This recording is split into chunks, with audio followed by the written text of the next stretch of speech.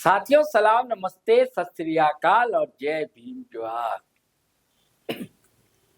क्या साथियों, बड़ा खेला होने जा रहा है झारखंड में। ये खेला शब्द जो है ना, बड़ा आम कर दिया है ममता बनर्जी ने।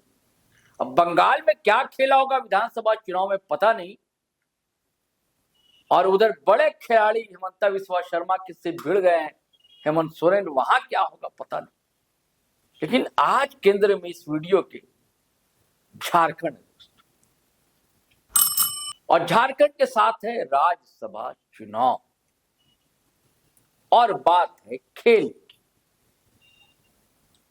एक बड़ा मशहूर शेर है दोस्तों, नाम याद नहीं आ रहा कौन सा शायर है,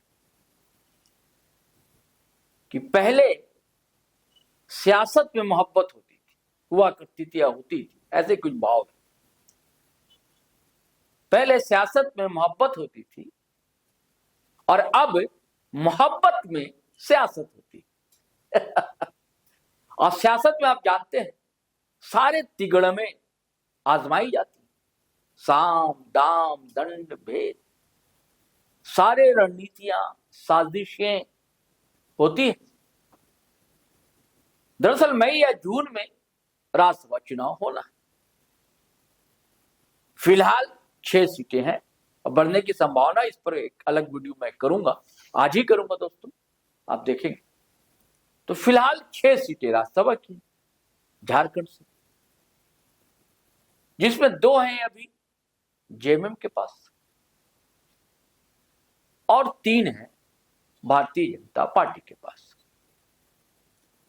जेएमएम के कोटे से सरफराज अहमद, वही सरफराज अहमद याद कीजिए जो गांडे से विधायक हुआ करते थे और विधानसभा चुनाव के समय इस्तीफा दे दिया था, और वहां से चुनाव लड़ी थी कल्पना सोरेन, जो जीवन सहचरी है हेमंत सोरेन की, और सरफराज अहमद को राज्यसभा भेज दिया। कुर्बानी थी सरफराज अहमद, बड़े कद्दावर लीडर है, उनका पूरा परिवार ही रहा है राजनीति में गिरिडीह इलाके में। और एक है साहित्यकार है, महिला आयोग के अध्यक्ष भी रही, डॉक्टर महुआ मांझी। इन दिनों वो भी स्टार प्रचारक हैं जेएमएम के और असम दौरे पर। 2 अब भारतीय जनता पार्टी से कौन कौन है? आदित्य साहू हैं, जो भारतीय जनता पार्टी के अध्यक्ष है, कुछ दिनों पहले बनाए गए, पहले कार्यकारी अध्यक्ष बनाए गए, फिर फुल फ्लेज्ड अध्यक्ष ही सौंप दी गई, और पूर्व अध्यक्ष रहे भारतीय जनता पार्टी झारखंड के दीपक प्रकाश, वो है, और एक प्रदीप वर्मा है। और 3 जो है कहा जाता है कि ओबीसी समाज से आते हैं। तो दीपक प्रकाश का लिखित कार्यकाल जून 21 जून को संभवतः समाप्त होने जा रहा है। 1 सीट खाली हो जाएगी, और 1 सीट जो है दिवंगत गुरुजी शिबू सोरेन, जो संस्थापकों में से रहे जेएमएम के, लंबे समय तक राज्यसभा में रहे, मुख्यमंत्री भी रहे, कद्दावर लीडर, पूरा आमूल चूल परिवर्तन कर डाला राजनीतिक परिदृश्य का झारखंड। अब वो ना होते, ठीक है कि 8 लोगों की सपोर्टिंग भूमिका रही, लेकिन नायक की भूमिका तो शिबू सोरेन गुरुजी की रही, तभी झारखंड अलग हो सका। तो उनके नहीं रहने से 1 सीट खाली। अब इधर 1 सीट खाली और एक दीपक प्रकाश वाली सीट, यानी कि 2 सीट। अब 2 सीट के लिए दोस्तों लड़ाई होने जा रही है, घमासान होगा, घमासान। और मैं खेला की क्यों बात कर रहा हूं? अगर गणित की बात की जाए तो इंडिया अलायंस सरकार में है झारखंड, और टोटल 56 सीटें हैं उसके पास, यानी कि 34 है जेएमएम के पास, 16 है कांग्रेस के पास, 4 है आरजेडी के पास, 2 है लेफ्ट के पास। अब एक उम्मीदवार के लिए पहली प्राथमिकता में कहा जाता है कि 28 वोट की जरूरत पड़ेगी, तो 34 वोट तो पहले ही है जेएमएम के पास, तो उसका उम्मीदवार तो जीत जाएगा। अब कौन होगा इस पर हम चर्चा करेंगे, घबराइए नहीं, धैर्य रखिए, पेशेंस रखिए, बड़ा रोचक वीडियो बनने जा रहा है। और शेयर नहीं किया तो धड़ाधड़ फटाफट कटाकट शेयर कीजिए, लोगों को पहुंचाइए, होने क्या जा रहा है झारखंड में। तरफ से आप व्यूअर्स जागरूक हैं, राजनीतिक रूप से भी जागरूक है हमारे व्यूअर्स, पता है हमको। तो खैर चलिए बात बढ़ाते हैं। तो 28 सीट की जरूरत पड़ेगी, तो 34 में तो 28 जेएमएम अगर अपना प्रत्याशी खड़ा करता है तो जीत जाएगा। अब सवाल ये है कि कांग्रेस मुंह पजा कर रखी हुई। पिछले बार कांग्रेस जेएमएम ने कच्चा दे दिया था, कांग्रेस ने खड़ा किया तो उम्मीदवार, लेकिन जीत नहीं सकता। इस बार कांग्रेस पूरे दम खम के साथ है दोस्तों, और जेएमएम को सपोर्ट करना पड़ेगा, उसका कहना। के राजू ने भी कहा है, कांग्रेस का और लीडर भी कह रहे हैं, लगातार बयान आ रहे हैं कांग्रेस के नेताओं के कि एक सीट तो देनी पड़ेगी, यानी कि जेएमएम का एक प्रत्याशी है, कांग्रेस को। अब कांग्रेस कैसे जीत सकती है? संभावना तो बनती है कि अगर 34 में से 28 पहली प्राथमिकता में जेएमएम के प्रत्याशी विजयी होने के लिए चला जाता है तो 6 वोट पर बच जाएगा। अब 6 वोट के साथ अब जोड़िए 16 वोट कांग्रेस का, तो 22 वोट हो जाएगा। 22 वोट हो जाएगा, उसमें भी 4 जोड़ दीजिए आरजेडी के, 22 4 26 हो जाएगा, और लेफ्ट के 2 जोड़ दीजिए 28 हो जाएगा। तो ये वोट बन जाते। अब मोहर लगानी है हेमंत सोरेन को। अगर हेमंत सोरेन तैयार हो जाए, सहमत हो जाए इस बात पे, तो दोनों को 28-28 56 में बढ़ सकता है, और जेएमएम का और कांग्रेस का राज्यसभा मेंबर हो सकता है। लेकिन क्या जेएमएम चाहेगा? क्या हेमंत सोरेन चाहेंगे? या हेमंत सोरेन चाहेंगे, प्रेशर डालेंगे कि भैया आप ही हमें दे दीजिए हमारे उम्मीदवार, और 2 जेएमएम का चला जाए? क्या इसकी संभावना बनती है? या तीसरी संभावना की तरफ हमें इशारा और करते हैं दोस्तों, वो ये कि एनडीए यानी कि बीजेपी अलायंस, वहां की गणित देखते हैं दोस्तों। उनके विधायक 24 है, कैसे कैसे 21 है भाजपा के पास, एक आरजेडी, सॉरी एक जदयू, 22 हो गए, एक लोजपा 23 हो गए, और एक आजसू 24 हो गए। 24 में तो जीत संभव है नहीं, तो अब 4 वोट ये कहां से लाएंगे? और किसे तोड़ेंगे, किसे फोड़ेंगे? खेला दरअसल यही होने की बात है दोस्तों। मैंने पहले एक शेर कहा ना कि पहले सियासत में मोहब्बत हुआ करती थी, और अब मोहब्बत में सियासत। क्या बार बार ये जो बातें कही जा रही है कि गठबंधन बना रहेगा क्या झारखंड में? क्या कांग्रेस को हेमंत सोरेन आउट कर देंगे? और देखिए, असम चुनाव के बाद ही राज्यसभा चुनाव होने, मई जून में होने, और ये चर्चाएं भी आम है कि भैया माइनस बीजेपी माइनस कांग्रेस सरकार बनेगी, अगुवाई हेमंत सोरेन भी करेंगे। अब इसकी पटकथा कैसे धरातल पर उतरती रही है दोस्तों, आप देखिए। झारखंड में निकाय चुनाव हुआ, अलग अलग चुनाव लड़ा, ये गठबंधन नहीं किया। असम में देखिए चुनाव होने जा रहा है, बात गठबंधन की थी, बात होते होते होते होते पता नहीं किस अतल खाते में चली गई, नहीं हुआ गठबंधन। वहां जेएमएम अलग, कांग्रेस अलग। यहां सरकार में भी है फिलहाल, लेकिन जैसे संभावना थी कि इंडिया अलायंस एकजुट है, एकजुटता तो दिख नहीं रही। तो क्या ठिकाना है कि एकजुटता दिख जाए? क्या ठिकाना कि कांग्रेस को सपोर्ट कर दे? हो सकता है कि अंदर खाने जेएमएम के लोग जो है बीजेपी प्रत्याशी के लिए सपोर्ट करें, क्योंकि भारतीय जनता पार्टी केंद्र में है, मोदी की सरकार, बहुत कुछ मदद लेनी है। और हेमंत सोरेन अब घाघ हो गए राजनीतिक। चाणक्य की बात कही जाती है, हेमंत सोरेन भी कम चाणक्य नहीं है, बहुत सधे कदमों से चलते हैं अपनी चाल, और बहुत पहले से बिछाते हैं। तो शहमात का खेल तो दोस्तों चालू है झारखंड। अब बात है देखने की क्या होता है, किस करवट ऊंट लेता है, ये बात। कांग्रेस के अंदर भी दुखी मची हुई है। कांग्रेस की बरसों से चाहत है, हसरत है, कई नेता है माइटी समाज से आने वाले भी कि भैया राज्यसभा हमको कब भेजा जाएगा। कांग्रेस उम्मीदवार तो खड़ा कर देती है, माइटी समाज में खुश हो जाता, भाई खड़ा कर दिया, लेकिन वोट का जुगाड़ नहीं हो पाता। अब बिहार में देखिए ना, अभी बिहार में राज्यसभा चुनाव, सारा हिसाब किताब बही खाता तेजस्वी यादव लेकर बैठ गए थे और विधायकों को इधर उधर भटकने नहीं दिया जा रहा। लेकिन जानते क्या हुआ, कांग्रेस के विधायकों ने ही गच्चा दे दिया और एक आरजेडी विधायक ने गच्चा दे दिया। क्रॉस वोटिंग की भी बात कही गई, कुछ कितनी सच्चाई पता नहीं, गच्चा तो दिया ना। गच्चा दिया तो फायदा किसको हुआ, एनडीए के पूरे प्रत्याशी जीत गए। जी सर, और आरजेडी कांग्रेस अलायंस ने एक ही प्रत्याशी खड़ा किया, वो हार गए, हाथ मलते रह गए तेजस्वी और राहुल गांधी।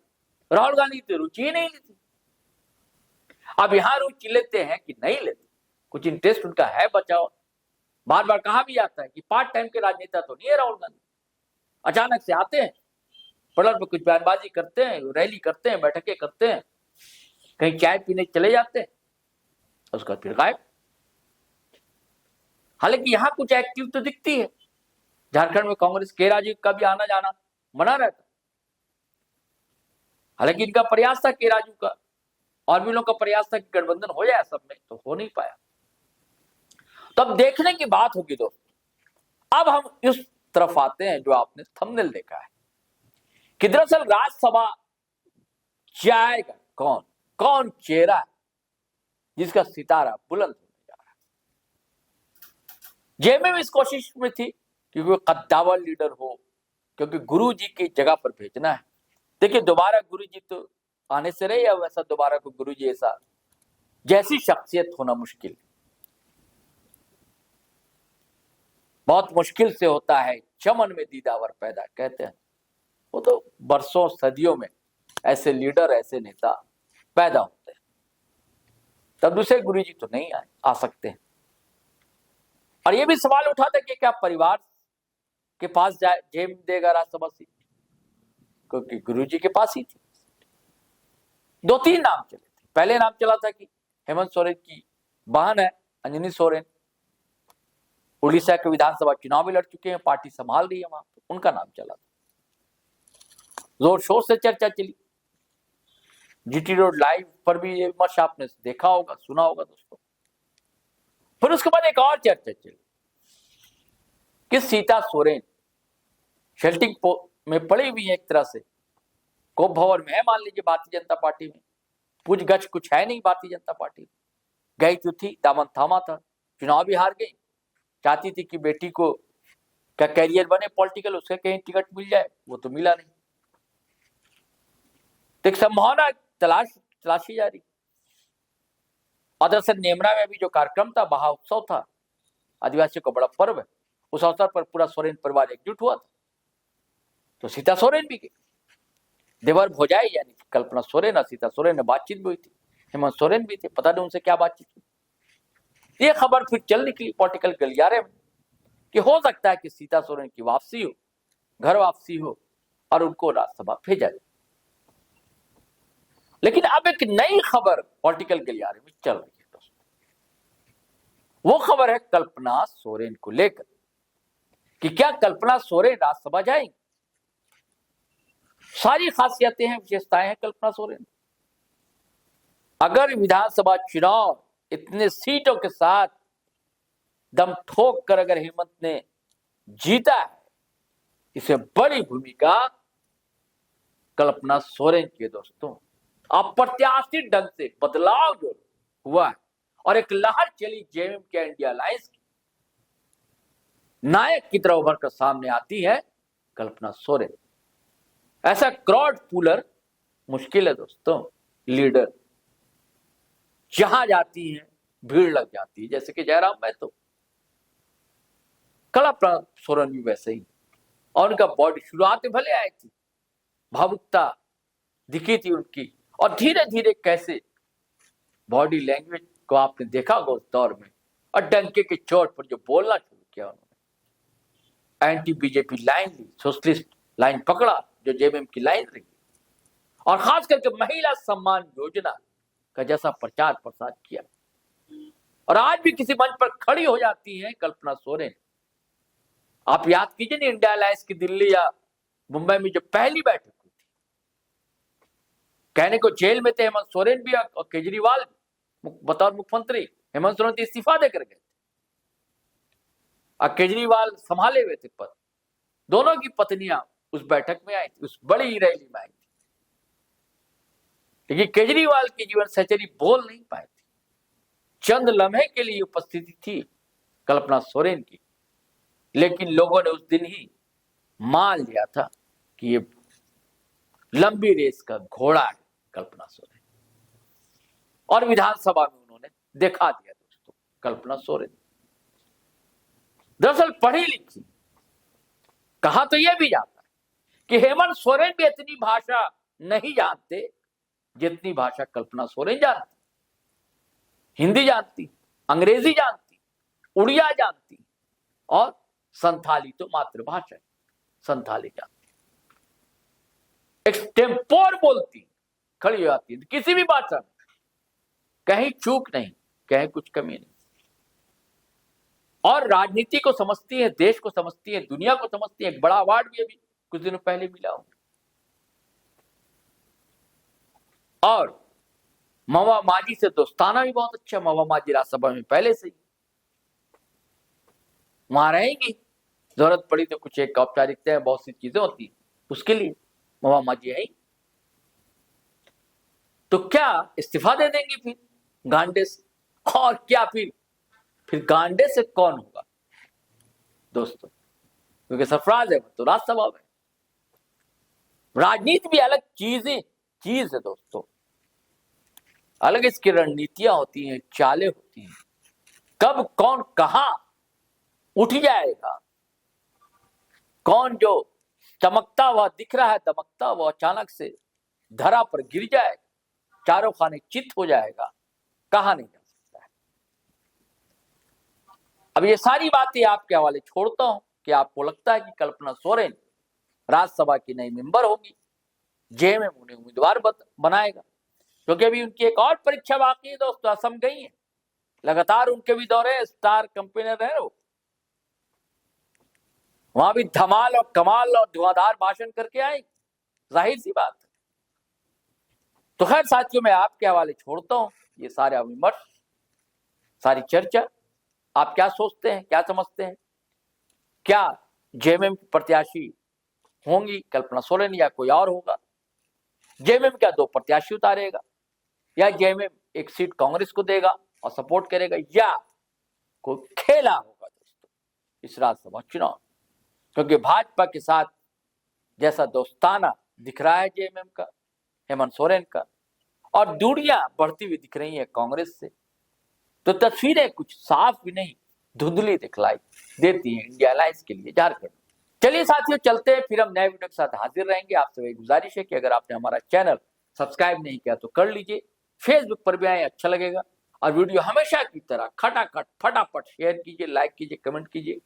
आज्ञा दीजिए, इजाजत दीजिए। जय हिंद, जय भारत।